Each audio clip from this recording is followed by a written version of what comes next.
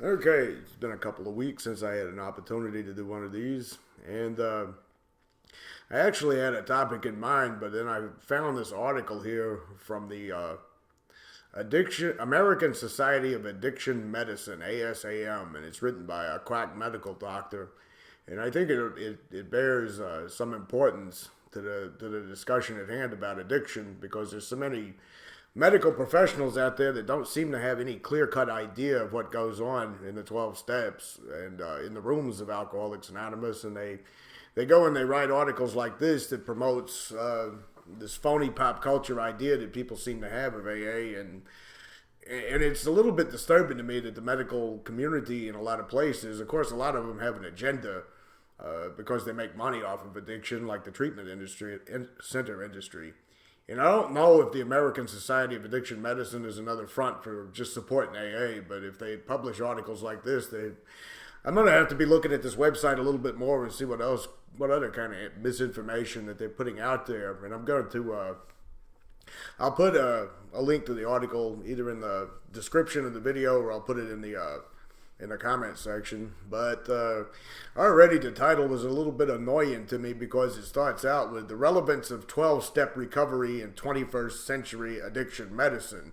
Obviously, that's a little bit of a oxymoron because there's nothing relevant about this phony, superstitious thing that's left over from decades ago, almost 80 years ago. But the author begins with the association, or the ASAM is how they shorten their acronym, defines addiction as a primary chronic disease of the brain with characteristics of biological, psychological, social, and spiritual manifestations. I'm not exactly sure how they're getting their definition of addiction from or where they're pulling that from, but a spiritual manifestation, I mean, that almost sounds like something that you'd see in some movie about a haunted house or something where the experts come in with their little infrared cameras and they're looking for plasma, ectoplasma, whatever it is they talk about. But spiritual manifestations is not something that I'm aware of has ever been conclusively proven by science. I've never seen a so-called spiritual manifestation measured under a microscope. I've never seen a picture of a spiritual manifestation when it comes to addiction. So I find it interesting that they're going to word it as a spiritual manifestation, but to call it a primary chronic disease of the brain is quite misleading. Addiction, to me, and I'm not an addiction expert like this doctor is, who, in my opinion, is just ripping shit off out of the AA literature, but it's not a chronic disease of the brain. It's something that we fall into, in my own experience, for any number of variety of reasons and factors that cause people to do it. And in spite of the fact I've seen some articles that say, you are genetically predispositioned to, I don't buy that for one moment. Of course, if I was going to cite all the evidence I have in terms of refuting all this bullshit, we would be here all afternoon. But I'm just going to say to start right out with, it's a primary chronic disease of the brain and includes spiritual manifestations.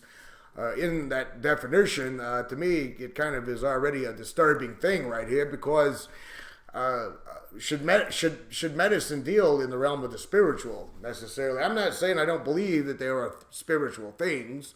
I'm not saying I disbelieve in any particular thing concerning something as abstract as the word spiritual, but taken in a medical terminology, to hear the word spiritual used and to hear something that is incorrectly classified as a chronic disease of the brain, which is not conclusively proven.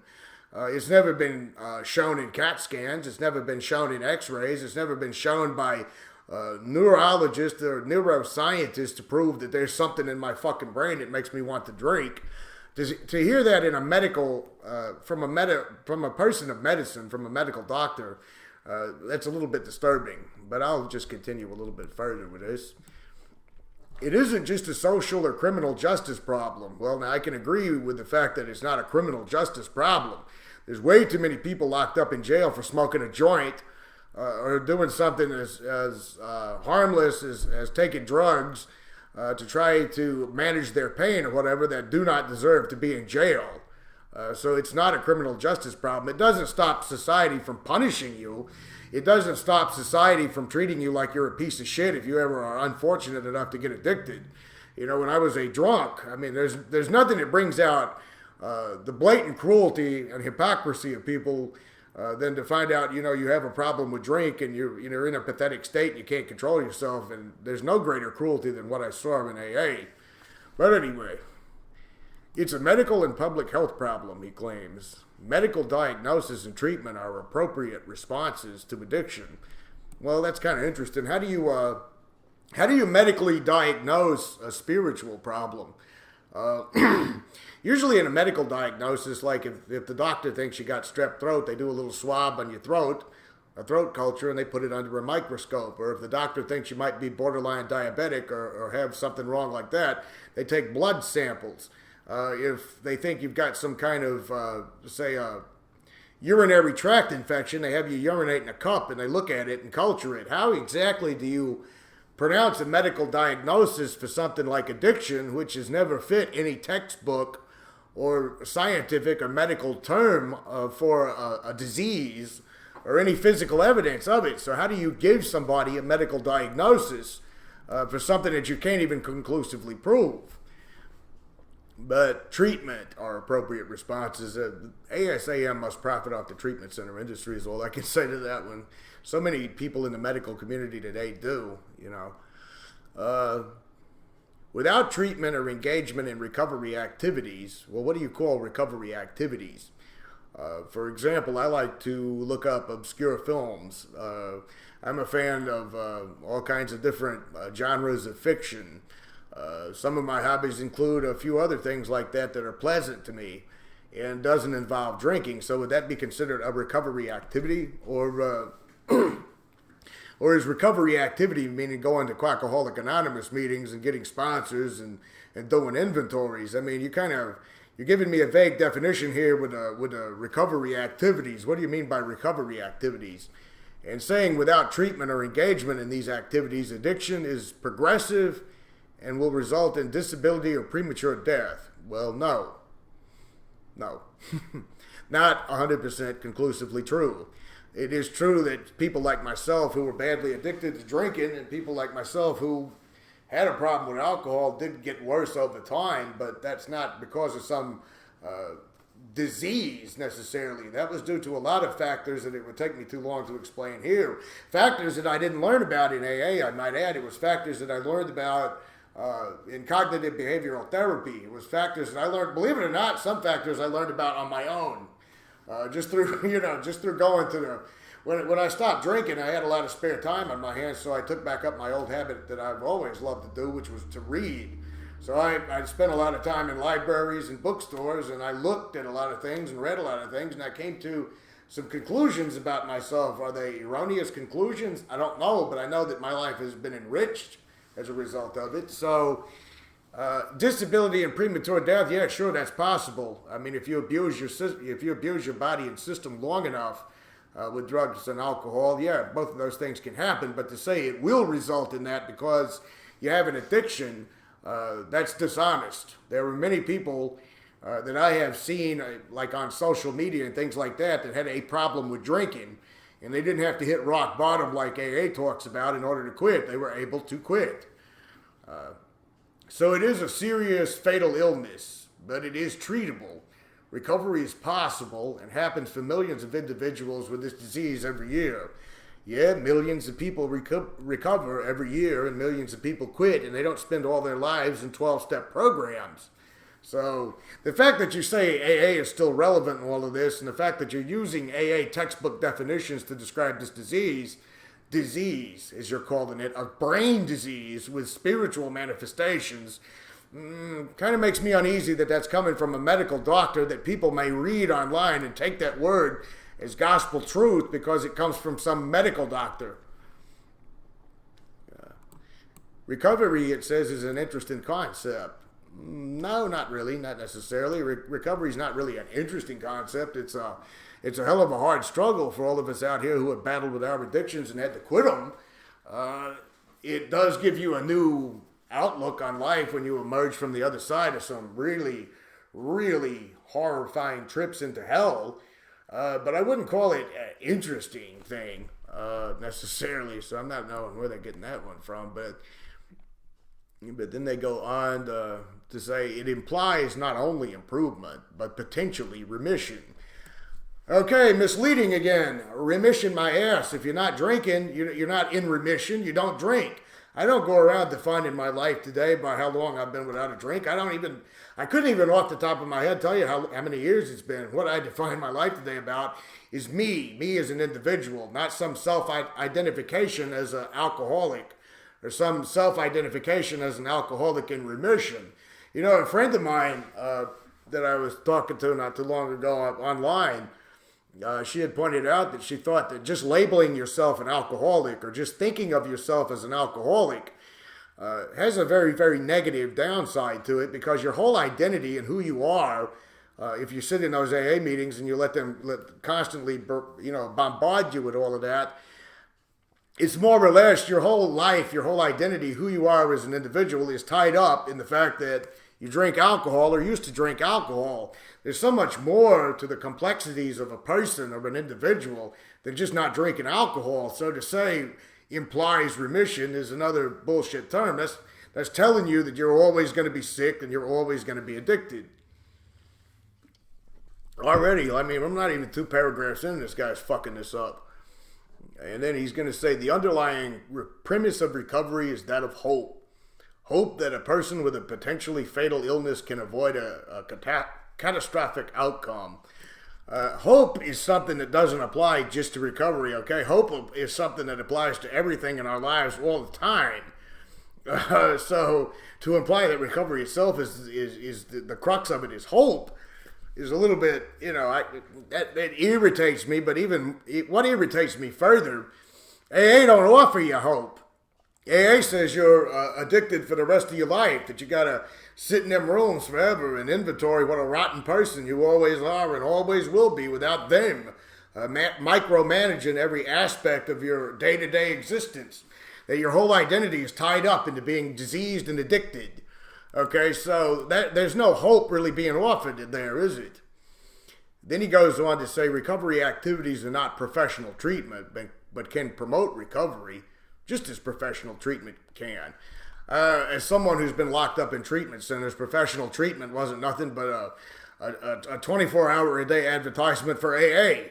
Okay, you had meetings about AA, you read from AA literature, you listened to speakers from AA, you sat in little group sessions, and the counselor bashed you for being powerless and all this other shit. So really, what are you calling professional treatment? Are you calling medically assisted treatment professional treatment that actually has some success? Are you calling smart recovery professional treatment? Why is it that I get this feeling that this word recovery activities and professional treatment are all going to be tied up in AA?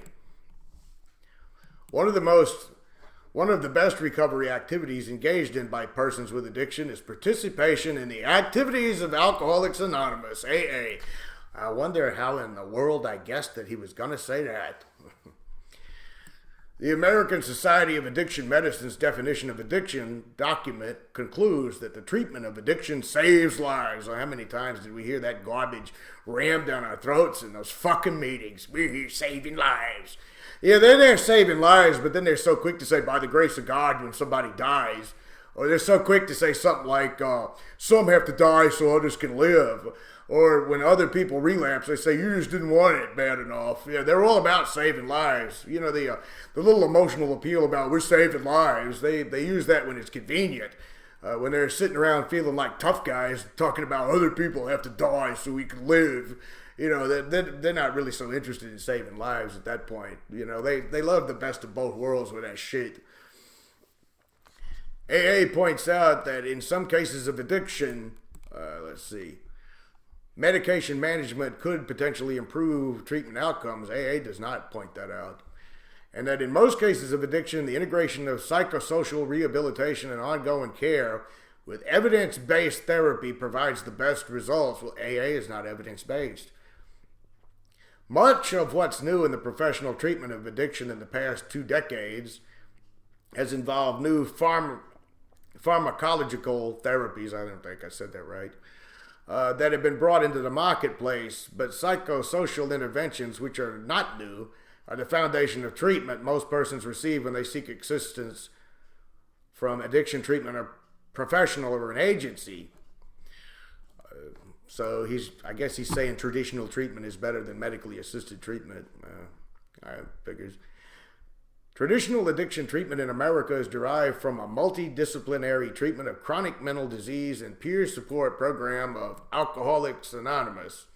I knew he was going to say that. Founded in 1935 by two middle-aged men who leaned on each other for hope. Yeah, when they weren't ripping off people for money or hitting on newcomer chicks to exploit or stealing money and profits from the big book that Bill W. stole a lot of writing off of and did a lot of plagiarism on. They leaned on one another. It describes 12 steps in the process of recovery outlined by the authors. One of the evidence-based practices of modern addiction treatment, as outlined in the Federal Substance Abuse and Mental Health Services Administration Registry of what is evidence-based, is 12-step therapy. Really is funny how you're just harping on and on about this evidence-based for this 12-step bullshit. You're not even mentioning any other programs except this far along in the article. What you're doing is you make a little bitty skim about, there's some new methods out there now, but they're not as good as traditional. But you don't have any proof of that. Okay, you didn't point out to me where the other methods out there aren't as good as AA. You haven't actually substantiated that. All you've done is just made a grandiose statement that nothing's more evidence-based than Alcoholics Anonymous. So, anybody can make a sweeping statement. I've said that a million times in videos. I can make a sweeping statement. It doesn't mean that it's true. Without any evidence, it means absolutely nothing. I don't remember, was it Chris Hitchens? I'm not an atheist, but I did read Chris Hitchens a lot. Yeah, he's the one that said extraordinary claims require extraordinary evidence, and he's right. So if you're going to claim that this is the most evidence-based there is, you got to provide some proof of that, other than it's been around for a long, long time. And now he goes on, there are many kinds of counseling and psychotherapy that can be helpful for the person with addiction beyond non-specific supportive psychotherapy that can be offered in any setting along with medication management or apart from such an approach. Cognitive behavioral therapy is a widespread evidence-based practice offered to persons with addiction. This approach challenges irrational thoughts, understands automatic thoughts and thought chains. He's right on that one. Understands the thoughts and feelings that can lead to relapse behaviors and seeks to minimize relapse by specifying unhealthy cognitions and providing practices in an unhealthy thought. Although in AA, stinking thinking, as we say, got to go back to AA. From an unhealthy action. And then he mentions DBT and mindfulness meditation that are enjoying increasing popularity in addiction treatment in this century. So he actually told a little bit of truth. But there's a clause. I knew there had to be a catch. But 12-step facilitation therapy is still the most tried and true proven approach. You don't have any evidence for that, other than the fact that it's been around for a long time and it's infiltrated every aspect of the addiction field. You briefly give a little bit of a gloss over about CBT and DBT, but I bet, CBT and DBT, you can actually show statistical data, real empirical data that it works. Can't do that with AA, even though you're going to throw it out there that this is still the most tried and true proven approach. It is far more than advising a patient to go to AA and providing them a list of meetings, locations, and times. In AA, in 12-step facilitation and treatment, I meant to say, the therapist actively probes and nudges, encouraging not only attendance, but participation in meetings. It explains the potential benefits of working with a sponsor. Oh my God. And promotes the individual developing a relationship with the world and other people. No, it does not. Okay, first of all, sharing in meeting is probably not going to be a good idea if you're new and just out of treatment. Unless you already know the lingo and you know how to talk, so the old timers can beam and love bomb you while you're a new person, and then later on either exploit you or take advantage of you or steal from you or whatever. The potential benefits of working with a sponsor, I had 4 or 5 of them, and I could name the ones that stole from me. I can name the ones that ripped me off, the ones that lied on me. I can name you several sponsors that have, I can name one lady that was that was sleeping with her sponsee's husband, who ended up divorcing the sponsee while she was, her sponsee was pregnant at the time. I can tell you about guys I knew that dealt pills at meetings. I can tell you, I mean, a healthy relationship with a sponsor, doctor, you need to go to a few AA meetings before you start talking about benefits, okay? Now he's going to say, is 12-step recovery an antiquated concept or intervention? Many addiction specialists contend that while the majority of continuing medical education in addiction aimed at sharing novel breakthroughs and improving practice and outcomes addresses pharmacotherapies, it's the psychosocial therapies which warrant at least equal attention. No, not necessarily. If a person is chemically unbalanced, that can be clinically proven, and medication is known to work. So I don't know what you mean by psychosocial. The only thing I knew about in AA was psychopathic social. That was the only type of social atmosphere I got in AA, psychopathic socials.